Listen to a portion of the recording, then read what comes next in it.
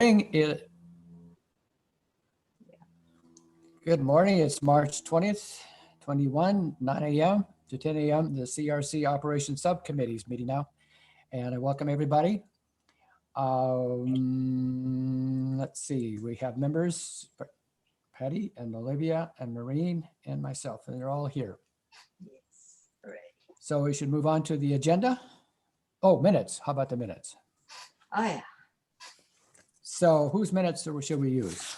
Maureen Well, or Patty? No, it's just one document. It's I know a it is. combination. Okay, so we'll just do it that way. We call it notes from operations, right? Yeah. Okay. You have that before you. Are there any changes or additions to the minutes? Hearing none. Do we have to approve these? Yes. Okay. Do we have a motion to approve? I move so to approve. Okay. Second. Okay. All in favor, say aye. Aye. All right, it's done. Okay, let's move on. So I want to take a look at the agenda. Oh, yeah. So shall we go right down that agenda? Looks like review proposed language changes regarding personnel and public records. That's first on their agenda. Oh, I guess I should ask, are there any other discussions that are not on the agenda that you'd like to bring forward? Hearing none, then I presume the agenda is approved and we'll move on to review proposed language, the personnel and public records. So Maureen, you have the priority task list updated. Is that where we move to?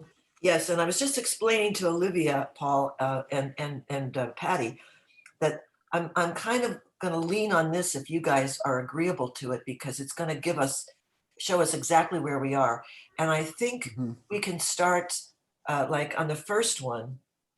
I have something to offer you on it, but we might want to on 1 and 2 think about making a motion so that we have on record that these two are we're done with them. The first one is very interesting. I asked Kevin to get a legal opinion from Randy about the can we do this? And it turns, I knew there was a problem. It is in the charter. It is in the personnel manual that elected officials are exempt. Exempt, yes. And it makes no sense. There is no reason for it. I think it started way back when there were commissioners instead of council. And it was in the personnel manual that way. I can tell you, Maureen, my own experience. I'm sorry, Patty. Being elected a county assessor in '86, I took office in '87, and I told you about the story of one of the commissioners asked if I would sign on to accept the personnel rules, and I signed it, and I said yes, I would. I was a nobody at that time. I just assumed that I would automatically, even if I was an elected official, would be adherent to the personnel rules. However, having said that, it goes at least that far back. And I don't know if there's a state law out there that speaks to this. There's no one can come up with one. Well, that's what I was wondering, if there was a state ruling about this, because yeah, it's in our charter and our personnel manual that electeds are exempt. And I don't know whether that means the elected staff are also exempt. I don't know, because they have their own staff, and I don't know, but No. you signed something that said you weren't exempt or you would qualify. Is that it? You signed something? Well, Tom Cowan was the one that came around, and he was going to all elected officials. And by the time he came to me, I could see signatures from Cy Stevens and from the treasurer and other elected officials signing off that, yes, they would adhere to the personnel rules. They would adhere to them. That's correct. So why don't we see about putting that in the charter so that process doesn't have to happen, and that everybody adheres to the personnel manual? Yeah. Well, that's why I've written this. I mean, this has been one of my bugaboos, and I just think it's ridiculous that there be any exemption on any person, whether you're employed or appointed. There is one county and one set of rules. I didn't know whether it was a state thing, and I think you've answered that. Olivia? I had put on my initial suggestions that even people who are on a board, that they should be drug tested, et cetera. And why I put that in there was because I don't necessarily think that everyone needs a drug test. The point was to very clearly point out that there was the inequality versus appointed and the elected, and the association of what they were allowed to do and what was required, and what electeds were allowed to do and what was required. And so just to clarify one of my initial suggestions, I love this. I absolutely think that there should be a personnel manual and an equal expectation of appointed and elected. I think that would help some of our county's issues of the good old boys club. Let's be real, it exists, and if they had to live by standards, it might help us move forward as a county, So I really like your wording. I saw in the minutes that I need to look them over, and Okay. I like it. It's great. Good. And I love Yeah. that Kevin said we did not need a legal opinion, that Mike's Mhm. wandering response is enough. We can just say, Mhm. there's no reason for this. Maureen, I have a question for you. Did you run this by Randy Gaylord? Nope.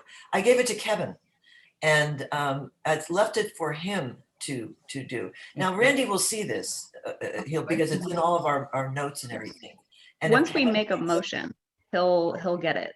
Yeah. Once we make a motion that this is something that our committee wants to bring to the commission, and then everyone reviews it, that will be when Randy does the legal opinion. And then we may just need to tweak the wording slightly for it to be sufficient. I would like to offer that, because every single thing we do, we have to write a rationale. And I will be happy to follow this up with a rationale, a 1-paragraph piece that just says, this is why we arrived at this. Like using your language, Olivia, that equal expectations for appointeds and electeds. I think that's a great way of phrasing it. So I'll do that. Are you also including some kind of a sign off by elected officials Mm. that they No. will adhere to it? No, we never have to do that. That's not a requirement. No, I know it's not a requirement. So it would be, yeah, you're right. So it probably Yeah. wouldn't end up in, Yeah. If So- they're in there, then they don't have to sign off. They're required. Yeah, it's not anything, this is a tweak to the charter that we feel is an important thing. yeah. And if the county is going to be fair, if the county is going to be viewed as just, this is the kind of language that has to be changed. Can I share one more thing with you? Of course. So after I got elected the first time, and about a couple years later, the district court judge was elected. A new district court judge was elected back in Adams County, Eastern Washington, and he fired one of his employees, and the employees took him to court that he didn't think he had the right to do that, going through the personnel, and it went to court, and the judge ruled in favor of the district court judge that he had the right to fire her. So that's just an incident that happened way back when, and it caught me by surprise, frankly. Uh-huh. It's an Wow. at-will state. It is an at-will state, and actually our manual insists that all the way through, that you are at will. And as far as grievances are concerned, it's not that easy to take up a grievance for being fired. Mhm. Yeah, I think Even that's at the our- state level in the county. Yeah. So So can we button this up? Maureen, the language you have there in yellow is what you would like to bring forward? That's my wording, but you guys can add or subtract as you see fit, and please do. But I think we should make a motion and get this baby put to bed. Well, I mean, but again, if you have other words that you think should be included in here, Does this include boards and committees? no, because they're not employees. This pertains, This the is- personnel manual pertains Just- to employees. okay. Got it. well, Motion to approve Maureen's wording for adjustment to the charter in regards to the personnel manual. you're here, second? I Okay, said let me get this down. Approve the wording. May I just say language? language, sure. Is Language. that okay? The language of adjustment to the charter regarding the personnel manual and removing electeds from the exemption. Is that correct? Yes. Maureen, do we need to read that through as part of the Yes. motion? Yes. All right, so the language that is being presented is the San Juan County Personnel Manual applies to all employees of San Juan County, whether they are elected or appointed for service. The Personnel Manual represents one county, one set of rules and procedures for all employees. And Olivia had a motion to accept that, and we have a second. Okay, Who seconded? Patty's Patty. shaking her head. There's so few of us, I should know that. Yeah, too many of us. It's a crowd outside over on the other side. Okay, any other discussion about the motion? None? All in favor, say aye. Aye. Okay, done deal. Thank you. Ready Great. to move on to the next one. And now right. I'll write the rationale. I'm going to add that in here. Okay. So number 2, are we going to, Maureen? You have, Yes, ready? okay. So let everybody has that in front of you so you know what we're talking about. And the area in yellow. San Juan County shall scan and archive all public use records necessary for the past and current operation of the county government. Records shall be made available through acquired software by the county for public access and made completely transparent. The county shall maintain a means to store and maintain in a prompt and retrievable manner all information and records for the public accessibility without fee. Yes, Patty? One of the things when I was reading in the personnel manual, they were talking about what records in the personnel file would be open to public. You know, there's a whole lot of records out there. And when we say all, I wonder what that requirement actually is. Do we need to, I don't know. It seems almost like, wow, all county records having to do with land purchase and all that kind of stuff. It's very important to have the public be able to access that. And how far back does this go? Does it go forward now? I mean, it's going to be a Herculean task as more It isn't. information. It isn't. Mhm. Maureen had her hand up. We did a lot of it, I know, but I don't know whether it's kept somewhere or whatever. I totally agree with it. I'm just wondering what the parameters are when we say all. Oh, go ahead, Marie. Okay, so I got that. You passed that email to me from Sadie Bailey. Yes, And it she gave did. some great ideas in it. And she felt that a word that should be or might be included is perpetuity. Now, there are records in places like planning, public works, county council. The proceedings go back to the 30s, 20s, whenever they recorded anything. And those are the things that got scanned. And those are the projects that got dropped. So what we might add in here are to say, such as, but not exclusive to, land use issues. She wrote a bunch of things in here. And yeah, let's see. Go ahead, Olivia. Yeah, well, I'm looking through this. Yeah, go ahead, Olivia. Oh, okay. I wasn't sure if you were done, Maureen. I didn't want to interrupt. No, I'm sorry. So my question around this is to make sure that is the wording that we are presenting enough where the county is not going to skirt around the issue? That's what I really want us to focus on, is that if we are going to make this suggestion, one, we already know that they've pushed off this project because Maureen was heavily involved in this. And they, how do I put this? We need to think about what specific documents we are going to require them to upload, because there are finalized, there's drafting, you know, like what are the specifics that they are going to upload or are going to be required to upload into this. So for example, I got my hands on some documents that were thrown in the trash in Freddie Harbor, and they were county documents. And it was clear that someone was moving some things around. I'm not even going to talk about the specific of the document. And I don't know if it was a draft or not, but then I looked up and found out that it wasn't a draft. Why was that in the garbage? So if we are going to present this idea, we need to be clear on finalized documents, draft documents, what, because that could be one, confusing for the public. It could create more of a financial burden for the county for them being sued over draft documents. And that's going to be the big pushback from our commission and the commissioners and other people within the county, is that everyone's going to be worried that we will be sued, over and over and over again.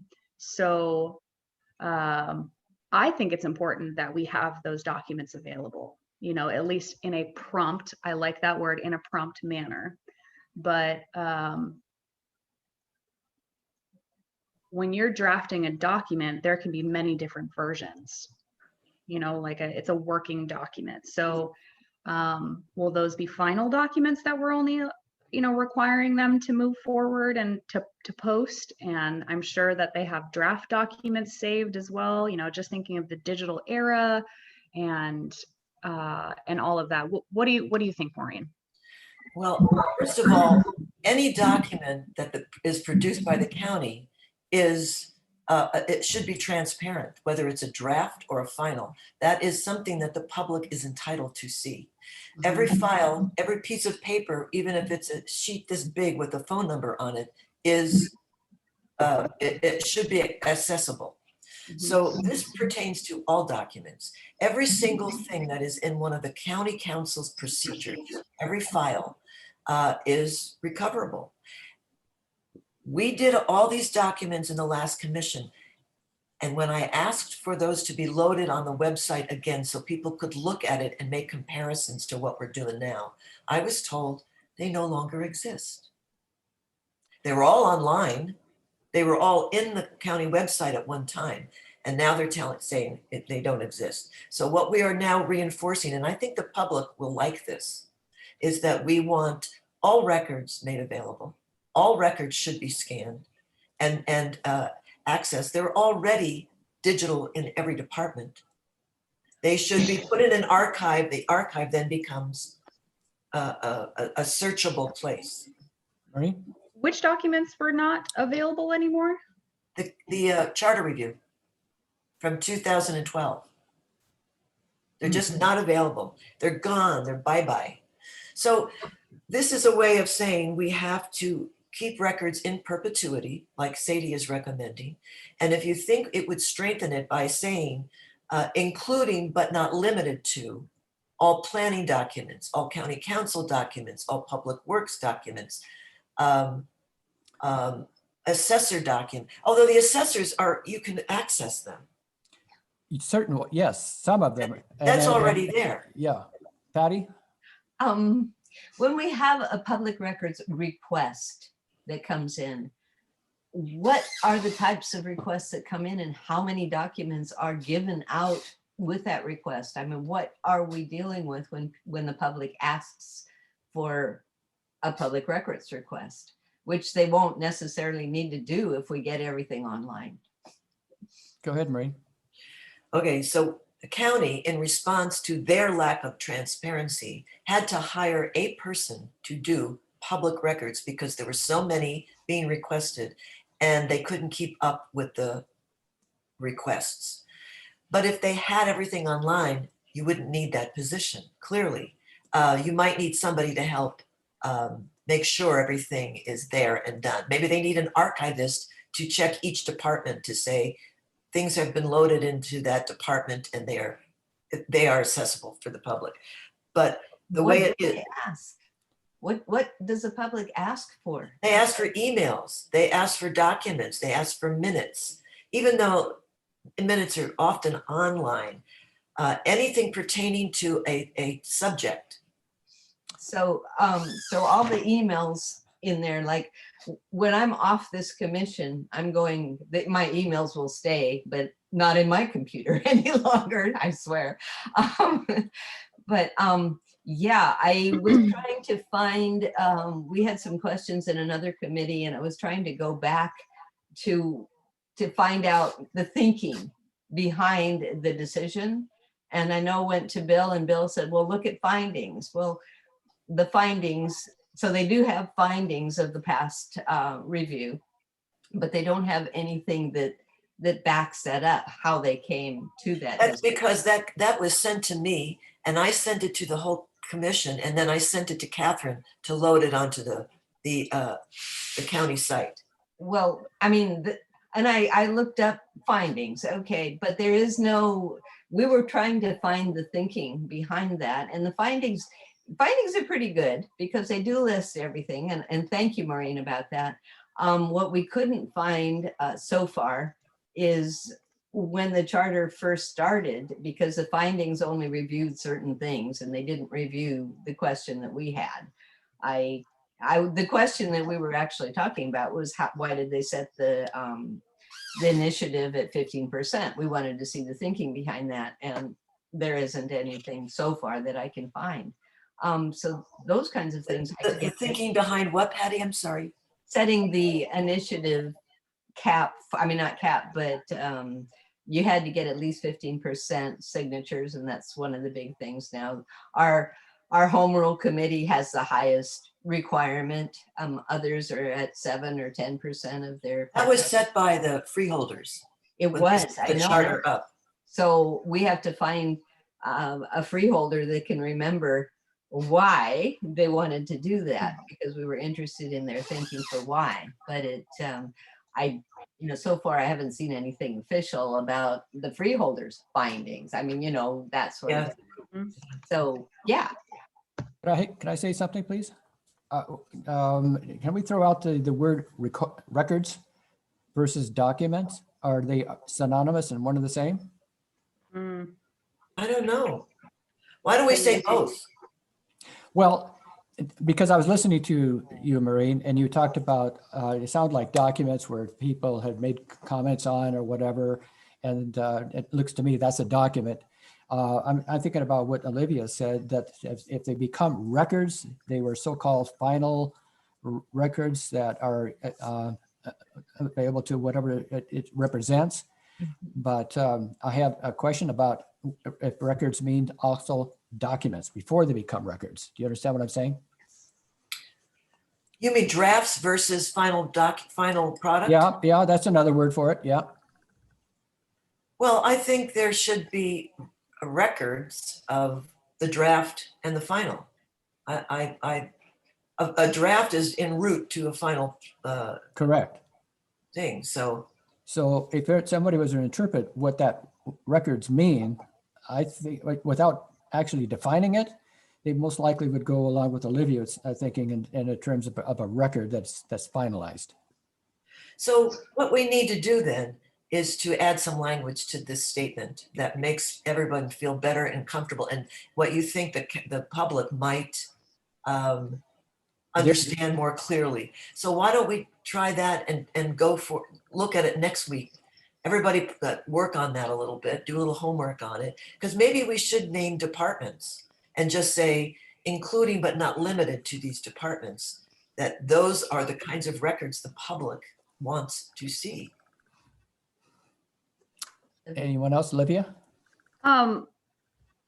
Overall, is your hope that a county employee, they get a request, they're going to immediately send the document? Is that the overall goal? Or is the goal to have it completely viewable on the county website without having to communicate with the county and just being able to receive the document? What's your thinking, Maureen? Public does not get through to an employee to ask for a copy of a file. That would be referred somewhere else. But I think everything should be online. I think we should have, through the website, an access to a platform that contains the material that people can then go to the department, go to the year, find it. They've already scanned 2 departments have already scanned for that, to my knowledge. There may be more. It needs to be married to the correct application. That's the missing piece. And there's a reluctance on the county's part to do it, and I don't know why. Because they know they're going to get sued a bunch. Yeah. Maybe not, maybe not. But I mean- they get sued for not producing the documents anyway. Right, right.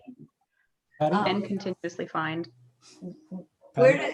Where do the emails and things fit in for that? I mean, how is the public accessible to all of the emails? If that's something that is included in a request for documents. Yeah, because when you search something, the word, if you're saying, give me a word on a 1997 GMA plant, the word will be searched and it'll come up with every time that's mentioned. So emails are part of the record.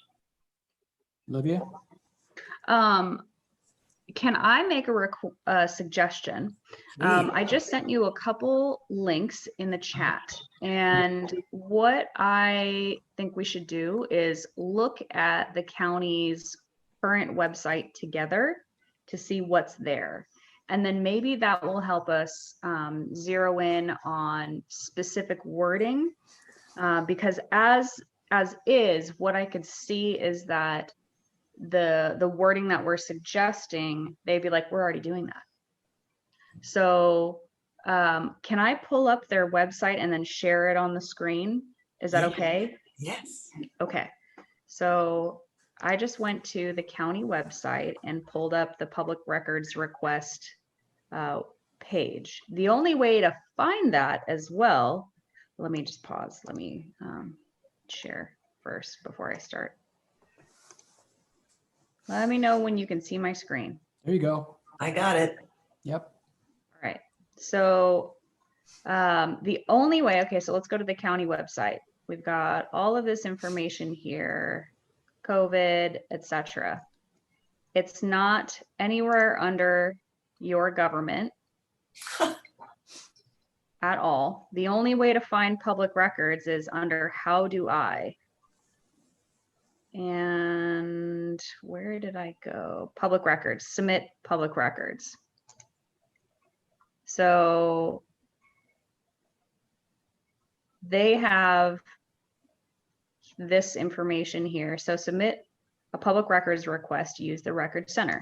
Okay, we're going to click on the record center. All right, so knowledge, view knowledge base. Is knowledge base the software that they were using when you were an employee, Maureen? No. Okay, so search for an answer for specific questions. Okay, so this is like a bot. So these are commonly asked questions. How can I find a San Juan County public record? Okay, let's click on that. How can I find a San Juan County public record? Please visit our records homepage. Oh, okay, so that loops us back to the same thing. So there's one loop. Okay, so let's go back to the record center. Submit a records request. Okay, so we're going to click there. And then you put in your email address. And you have to create an account. Okay. Can I see all county records? No, federal and state or county law restricts access to some records. The county may withhold restricted records in their entity or may redact or block out part of the record depending on statutory rules. Okay. So let's go back to, is this it? No. My records. Okay. So can I see all county records? No. How do I submit a request? If I want copies, how much do they cost? So they have a whole fee schedule. Let me pull this down. You go here, how do it's just not, you can't navigate to it very well, No. which I'm not surprised. Correct. How do I request, submit a public records request? So they have a fee schedule. Okay, so down here, so they've got public records office for San Juan County. So they have the current, I guess, chair Is Jamie. is Jamie. But there's an exemption in prohibition statute, which I'm going to write down Mhm. because that seems important. Chapter, Yeah. it's in RCW 4256. Yeah, so it's a 74-page document from the state of Washington. Okay, that I'll review that. Oh, MRSC did it. Yeah. So I've asked them a bunch of questions and they've been really helpful. good. Where do I get back to the chat? Here, I'm gonna put that link. Here's for you. So there's standards for providing records.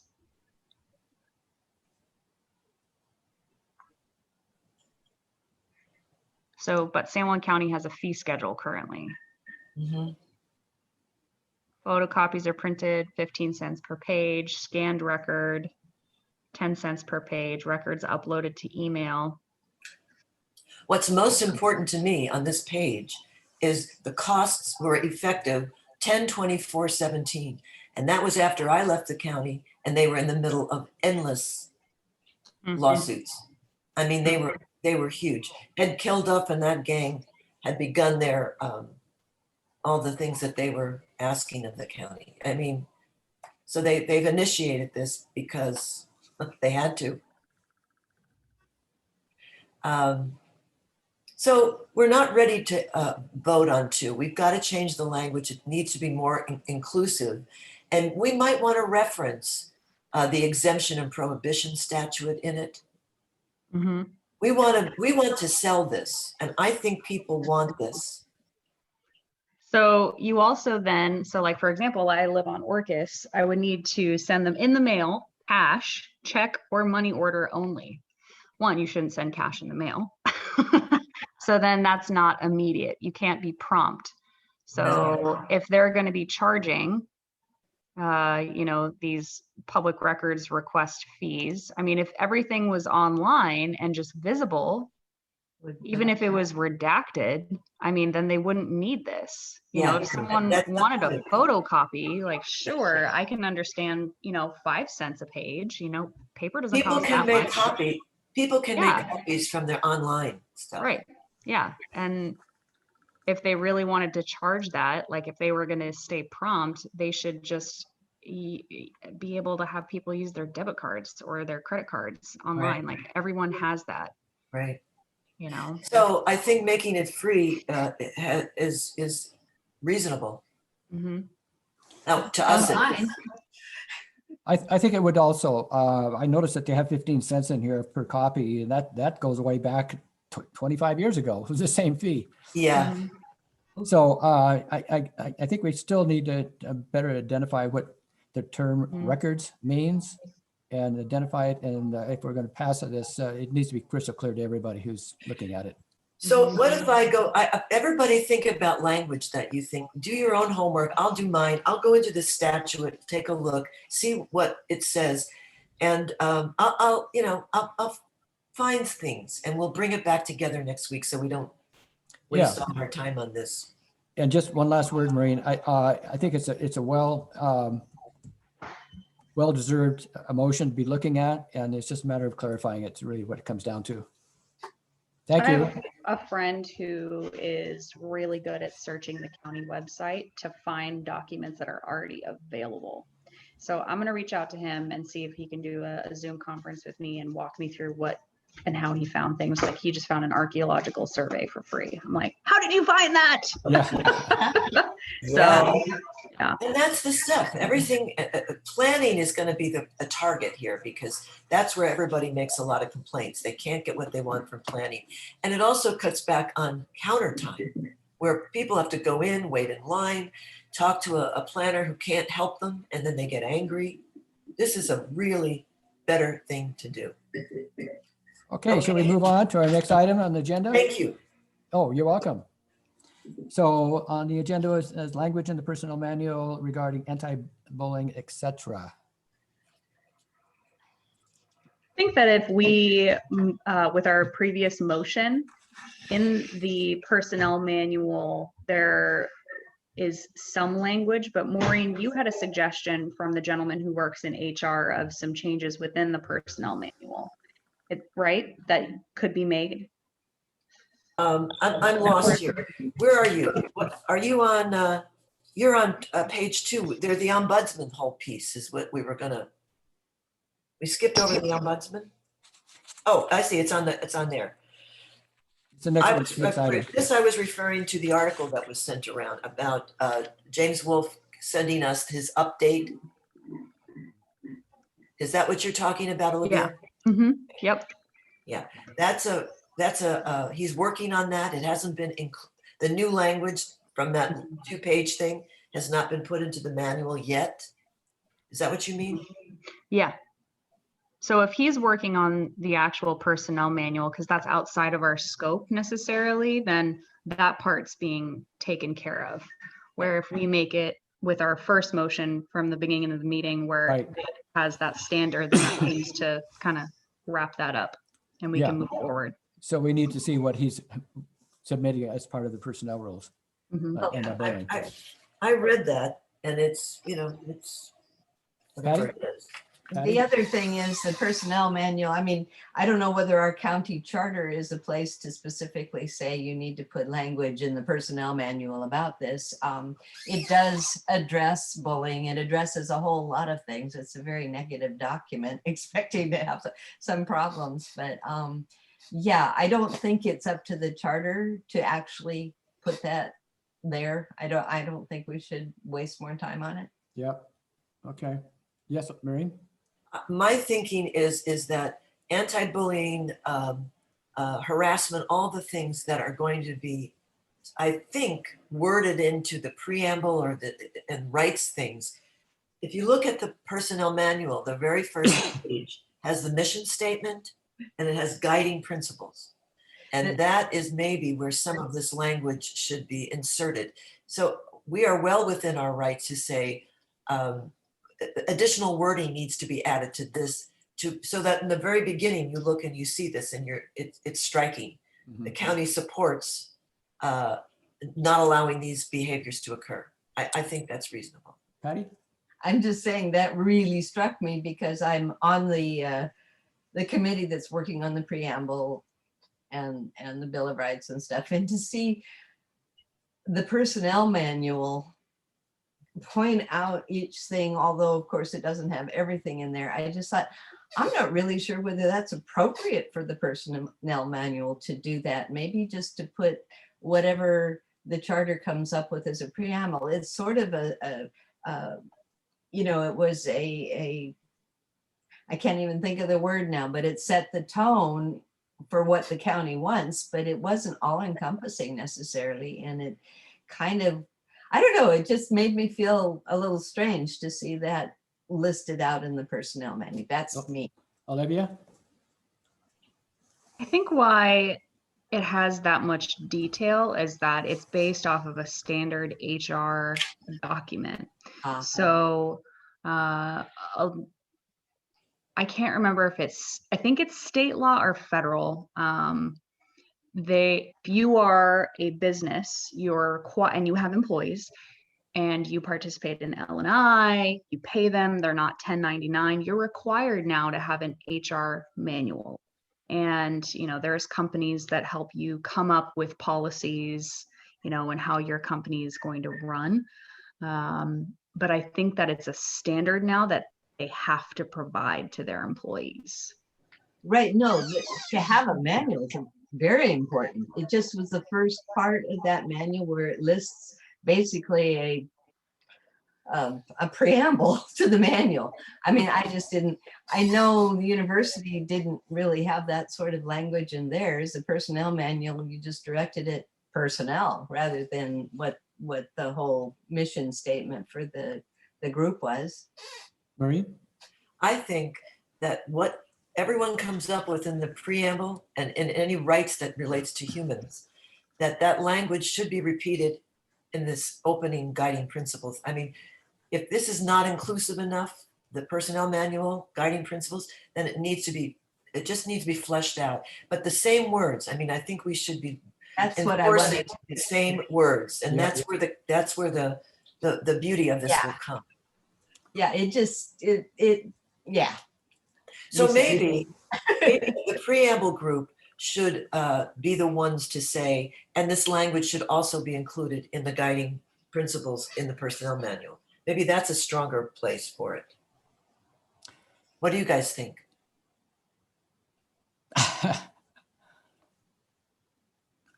I don't know. I'd rather not share my thoughts on it because we're really talking specifically about the government personnel areas and all documents that had to do with county workings. So to me, it's addressed in the right place, but you know, it could be either way. Well, I just wanted to see it be consistent. And I think Yeah. what you're saying is, yeah. Well, yeah. So maybe how do you want to approach this? It looks like it needs a little bit of work, but we probably should have an outline of where we're heading. I think if you, Patty, had some ideas that this is not inclusive enough, that there are other things that you're seeing in the other committee, that's the stuff to bring in, and then we can maybe work with your committee on this and say, can we transfer some of that over here too? Patty?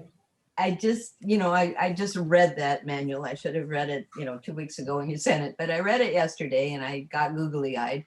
But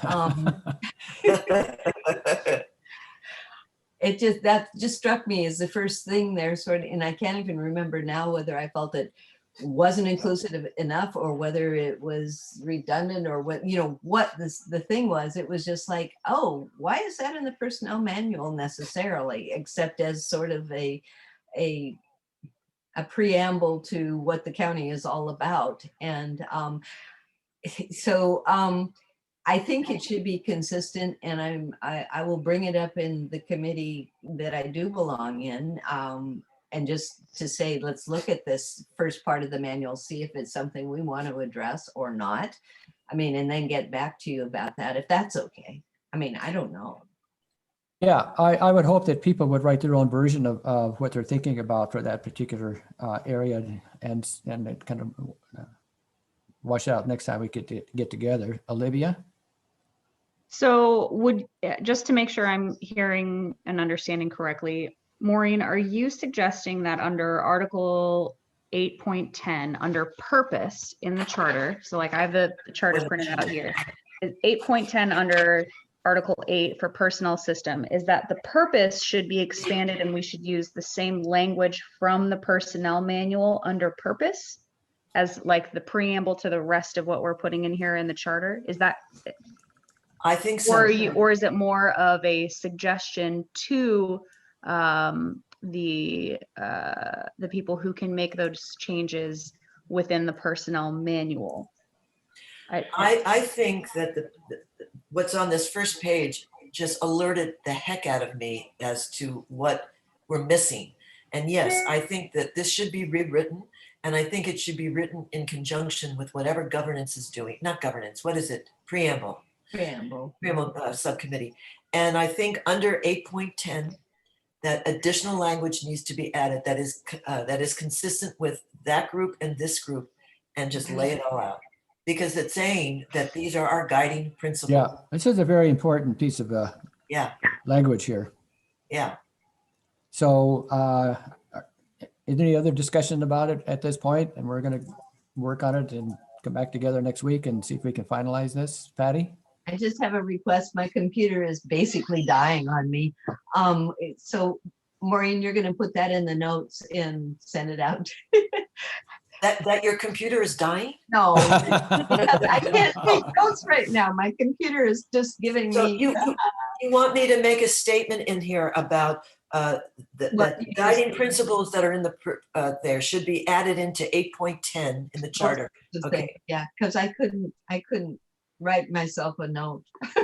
Don't worry, I'll take care of that, and it'll be the guiding principles, and that we want to suggest working in tandem with the preamble group so that we have the same language and it can be put in both places. Okay. Yes. Excellent discussion, everybody. Thank you.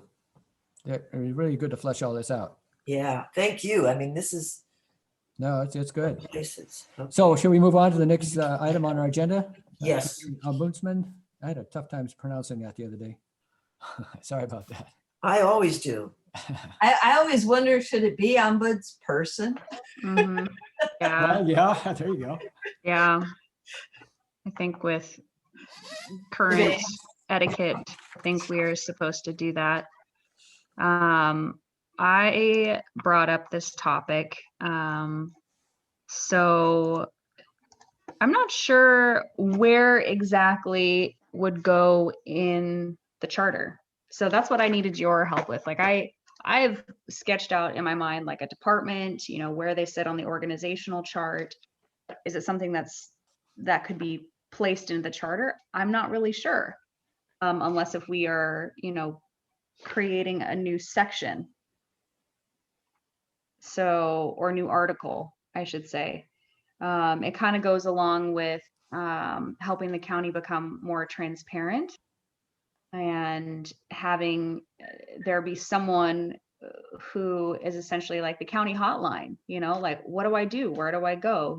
They're the networker to make sure that people are, you know, going in the right direction so they don't get put into this circle of, you know, who Yeah. am I supposed to ask? So Marie? Can I just add something? Sure. It's okay. When the vaccines were shooting around and everybody was concerned and the county didn't have good information, the computers broke down. They had a former employee who always worked in administration, Debbie Emery. She's a wonderful, wonderful person. Yeah. She volunteered, or they asked her to volunteer. She answered all the phones to take all the questions on the vaccines. And it was incredible. Well, first of all, it was nice to talk to Debbie because I've known her for so long, but also that was a great way for the public to feel better about the county because they had left us with a crashed system on a Friday night and nobody to talk to. So Debbie picked that up. And I was thinking, what if we had an ombudsman, did I say that right? Person that could be a volunteer from the senior group that might be able to direct citizens to questions or places where they could find the information or just be that connection. Who would oversee the ombudsman? Administration, mhm, Mike Thomas. yep. It would save them a lot of grief, Mhm. but it would, if it were a volunteer, you know, there are a lot of people looking for things like this to do. It wouldn't be hard to educate somebody in the Mhm. how-tos. And that might be a nice job for somebody, and it would be a citizen. And so the citizen could take a look at how the government is. That would be invaluable to Yeah. charter people. The only thing I could see it being under is Article 10, like adding an additional thing if we wanted to do that. That's again creating another either volunteer or a paid position. And we've heard the arguments about us creating another paid position and I certainly would disagree with an elected. There's no reason to elect this person. no, I agree. So would there be a cost involved here in terms of setting this up? Maybe their own telephone line. Well, there'd Office. be a new Computers. line. But that's under the auspices that it's going to be a volunteer position. So we have to make that really clear that that's our intent. Yeah. Well, that's just a suggestion. Do you guys agree that it could be a volunteer? I don't know. I mean, there are people that are looking for things to do. Mm-hmm. And this is a way of connecting the community and the government. I mean, I can see the pluses of it. Olivia? This is not on topic, and I'll send it out in an email for a previous, for information management. We need to look at section 10.5 for next time if you want to add it to the agenda for next time. I don't know what you're saying, hon. For our agenda for next time for information management, when we go back to that topic, just to mark down that we need to go to 10.5 and look at the charter to see if we make changes on public disclosures on 10.4, we also need to look at 10.5. Are you talking about ombudsman? Or are you talking about Previous, this is for next meeting, just No, but I know, but what is it in regard to? Public records. Public records, okay. Yeah. Sorry, I didn't get that. I think for ombudsman to go back, it would be more of a suggestion from our group. After I, submitted that and talking with other people are like, yeah, that would be fantastic. But also, I think that if the county website was easier to navigate, that would help as well. Yeah. Oh, yeah. I mean, like it's so strangely laid out to me. Right. I had to create a data system for a previous employer, and I had to lay out how to find things and make it very, very easy. Like here's the topic. This is what I want, link to link to link, and making it a simpler process for people, I think would really help and might resolve the ombudsman issue. Yeah, I think that's a good point, Olivia. Patty? Yeah. I like the idea of having a volunteer person. Actually, what I like is the idea of having somebody you can call if you're not that good at doing an online thing. And if you can talk to a person saying, Yeah. "This is what I want, where do I go in there?" Yep. And just, be able to talk to that person. And yes, maybe that could be a volunteer, because I know the county doesn't have more people, or else we'd be able to call them up and say help. But just having that person to talk to would be really helpful, even though it's all there online, especially if your computer is doing things like mine is right now. So talking about an individual, where would that individual be with his telephone or her telephone? It would be upstairs in the admin section. Mike has a bunch of separate offices up there. He has an analyst in one of them now, but I think that there's room for someone to sit at a conference table and handle calls. Or, there'd have to be an answering machine where you could leave a message and then they could call back and help them. I mean, there's just a support person. Or it could be, if it's a volunteer position, it could be a couple of people there, it's sort of a phone bank kind of thing. And it'd be a fun thing to do for the county as a volunteer. Olivia? I think also at Olivia? the courthouse, having there be, some kind of lobby management person, like that same person, if the phone is not ringing, we have the abilities to have cell phones. You can have a phone on you at all time and like a headset if you need to talk to someone. When people walk in, they end up going to the court clerk a lot because they don't know where to go. They look at the signs and they're like, I don't know what I need. Like you could even have someone right as you open the door where it says, do you have a question? Like make it a big deal where it's someone who can point you in the right direction. Because I went into the court clerk one time because I didn't know where I was supposed to go. And I got a big eye roll and like and I was like, I'm sorry, I'm not trying to make your day more difficult. I just don't know where I'm supposed to be. Yeah. Paul, I'm also thinking, why couldn't we have one on Lopez, Orcas, and San Juan? It would be a perfect thing. And if you go to senior centers and they have a county space in most of the centers, there could be a phone hook up there. It's a convenient thing. Great idea. And you have a pool of people that would be willing to participate. Yeah, that's an excellent idea. And I know that we've done that for years and years and years. The seniors have done that kind of activity. So it looks like a little bit more work on the ombudsman. Well, I think this is great.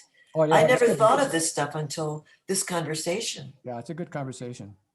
If the senior centers are already kind of heading that, like I'm thinking about the Orcas Senior Center. That's, they have all those mini county offices in there. Yep. And then the person, they have a volunteer there already. So maybe it's more about educating those volunteers about county resources. Maybe they already have some of this and they just don't have enough data and people don't know, like, hey, you could call this person because they already have, a big list of like, is this person looking for this, and this? Here's a telephone number, or here's an email address of who you're supposed to contact, or here's how to get to that website. And they could just have that printed out right in front of them. Because I think all they do is they direct the phones. So if that tier system is already there. Yeah. So the way I'm this also- is, Go the ahead. way this is focusing, it seems to me, and I frankly, I really didn't know what a boatsman does. And it sounds like it's changing its character from a particular person to a function. Is Mhm. that, Mhm. Yeah, That's a so, great way of putting it. yeah, yeah, And I'm thinking to a function. Somebody like Debbie Emery would be perfect as trainer for this sort of thing because she Mhm. really understands where Yep. to find all the stuff. she does. So I don't know. Those are great ideas. Okay, so we're going to kind of collect our thoughts now and move on. And this looks obviously going to be a conversation for next week's meeting as well. So it looks like we're moving on to salary disparities, and I have a little bit to share with you. Where do I start? I guess I start with John Culseth, and he is quite concerned about salaries for elected officials, and he doesn't take it personally. Well, maybe he does, that they're not in equity along with the department head. So that's the whole thing that's got this thing boiling. And he has a point. And but however, how to address this issue, it is an issue. How to address it in the charter is very awkward. Mhm. And I even went to Bill Apple a couple of days ago, and I sent you some of his email to me to ask for it to you guys. Yes. And he's having a hard time wrapping his arm around it as well. So I'm not sure where to go with this, to tell you the truth, as far as the charter is concerned. Mhm. It's a concern, but whether we address it in charter or not, I don't know. What's your thoughts, Maureen? Well, first of all, I love Bill Apple very much because he was on the last charter, but I don't understand a word he says. And he speaks in legalese, and he does. I have to read everything 15 times before it starts to sink in. But he's offering some language that might be of value to it. I think there's one thing we have to do as a charter review commission, and that is address the Citizen Salary Commission. We have to either send them a memorandum and lay out our concern that there is a lack of parity among what they're doing and what a department heads. I reviewed your list that you did, Paul, with your equation about the percentages against the judge's salary, and it's outrageous. But I think we can't set salaries, but we can get James Wolfe in here with us, because I've been waiting for the full commission to schedule him, and I don't see where that's happening. But he agreed that he would come and start making questions for him about what's going on. There's a bunch of questions, and we should be writing down questions for him because all things lead back to him. Yeah. He works with the Salary Commission. Okay. He is part of that. And we have to know what's going on and why there is such a gap there. Yeah. And I also want to get Mike's contract from him, because I think we need to take a look at that. Mike Thomas's contract. We need to get a salary list so that we can see how much out of whack it looks. I think that's just part of our job. It's not gossip, it's a part of our job. Well, Olivia. I think that it's not necessarily going to be something that we're going to change in the charter, but I think that there has been enough attention brought to this that we should make a formal statement to the county commissioners, the HR department, and the Citizen Salary Commission. Like, that is what I would like to take all of this information and have us, create some kind of statement. If Bill is willing to help us, that's great. If he's already started to draft something, because he is really good at that. I think that we need to submit something. Yeah, I agree too. I just didn't know what avenue we maneuver this puppy. And we're going to need to document what we're saying with the kind of information you did on that sheet you gave us, Right. and whatever we learn in between, because there's more that we don't know yet. There's a lot more, I promise you. So the source of that information, as you probably know, is from Mylene. in a conversation I had with her, and she had her accounting there, all of the books, and she could just go down and say what the salaries were of each of those people. And that's how that thing was accumulated with the conversation with her. Just so you know. Yeah. Patty? I know that this goes back to the elected versus appointed discussion that's going on someplace else. And a lot of people are saying, well, elected officials, because they're elected and we don't know their background, they shouldn't be getting as high as a person who's been totally vetted and required, comes in as an appointed person. I have kind of a problem with maybe the elected official kind of needs to have something vetted for them before they can actually run for the position of treasurer or auditor or whatever, so that people know that they are qualified and they really do deserve a higher salary than That's a they're good getting. point. Good point. May Yeah, I just say, Maria. in the elected versus appointed, there is a discussion about qualifications, and we Yeah. are trying to add language to electeds that makes more sense because Yeah. it's not strong enough. If they did that, then I think your whole discussion about salaries makes a lot more sense, because that's what I hear. Oh, well, you don't know about the elected guy. Well, if they are deserving, they should get the salary. Why pay somebody to help them out who's getting $20,000 more a year than they are?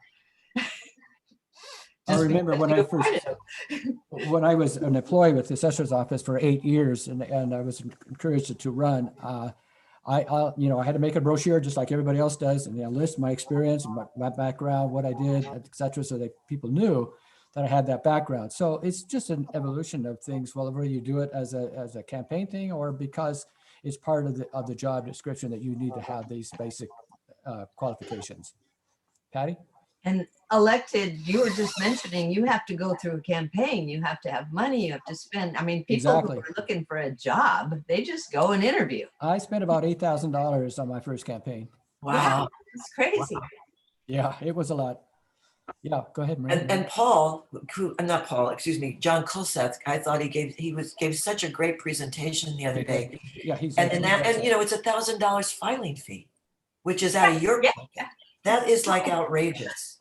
And when he said, should I be appointed, or, I could see the struggle within him, and yet he chose to do the best for his department. Right. Oh, that just touched me. He was the last employee I hired before I retired. Well done, Good job, Paul. Paul. Well done. And we thank you, Paul, for doing what you've done. Oh, thank you, Patty. You Absolutely. guys are way too nice. Oh, you're worth it. You're worth it. So the last thing we're talking about is future agenda items. We kind of talked about that as we went through the agenda.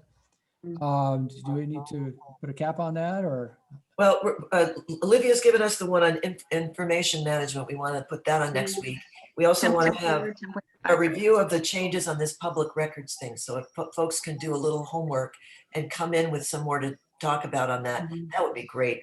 And what do you think about me trying to get James Wolf's scheduled in like 2 weeks? The sooner the better.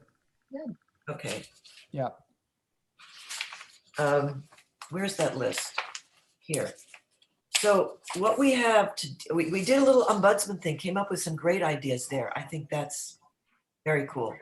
And one of my questions, and I know we're going over time here, but one of the things that are on the main list, the priority list when we first did it, some of the things that have been assigned to our operations were suggested by people that aren't on this committee. Oh, So I'm wondering if Kevin was talking about how to integrate and how do you do that. I was thinking maybe we should invite somebody whose name is on one of these items, because they might have a stronger point of view that we want to hear. Like I think Dave Anderson was very interested in ombudsman. And he was also, and Kyle is the one who talked about this employee satisfaction, current chain of command. I don't know where to go with that stuff. Yeah, it's I pretty think bad. that falls under what we're trying to do is like equal, like elected versus appointed, I I think know that's part of it. Patty? employee satisfaction is sort of addressed in the manual. I mean, if you have an issue, it tells you where to go with it. And if your boss happens to be your supervisor, then, and you have the issue with your boss and it tells you where to go with that instead of your boss. I mean, those kinds of things are addressed in the manual. Whether or not they're reasonable for somebody to do, because I know Kyle is having some problems or heard about problems or whatever. And I don't know whether the manual doesn't already address it. Not That's sure. what HR is for. Yeah, it's what HR is. for. Well, So I share- don't think we need to really take that up, but we should hear him. Can I share a story with you as when I was an assessor back in the day when I had a personnel issue? Mhm. And it was a situation that, where the person was, when I was out of office, of course, and this was a young fellow that we had hired for an appraiser. And he had made some disparaging comments about my manager, lady manager, and she came in and told me about it. So I went to our office that handles email, and I was able to get email from that he wrote to another person in the office. And it was very disparaging. So I took all of this to personnel, and they saw all the evidence that was going on and who wrote it and who it was sent to, Even the prosecuting attorney had a deputy come with me to that meeting with personnel. And everything went through exactly how I thought it should go through until the final moment. What are you going to do about it? And that's where everything came to a halt. It just stopped. I'm talking, there's a deputy attorney here. I've got the personnel here. I've got all the evidence. And I was ready to fire this guy. And nothing happened. So you talk about elected officials, maybe against department heads having the same situation. Well, that really worked against me. I finally got the guy out because he did a poor job of appraising, which I could document, and he was gone. But that personnel experience I had, which is the only one I had in all the 20 years, just floored me. I don't understand why you couldn't fire him in that meeting. I could have. I wanted the support from the county, and I wasn't going to get the support from the county to do so. Huh. That's where I was at. Wow. Okay. Okay. Anyway, Got it. Yeah. Wow. hey, Thanks for fighting the good fight, Paul. yeah, you're welcome. Thank you. See you next Saturday, if not sooner. Okay, so last thing. Would you like me to try to get James to come in like 2 weeks on a Saturday morning, if he'll do it? I would go for that. And we'll Everybody give else? him 15, 20 minutes or half Sure, an hour and Sure. grill him a bit and see what we can come up with. Mhm. Okay, Patty? Okay. See if James can come. Do we need a motion to adjourn? Motion to adjourn. I'm told we don't need to have a motion to adjourn. I don't Oh, know. okay. This is the subcommittee. Adjourn. So I'll officially say we are adjourned. We are. Thank you so much. Thank you so much. This was really helpful. You bet. Thanks, guys. Bye-bye. Bye. Okay, recording off. Hold on, recording off. Yep. Recording.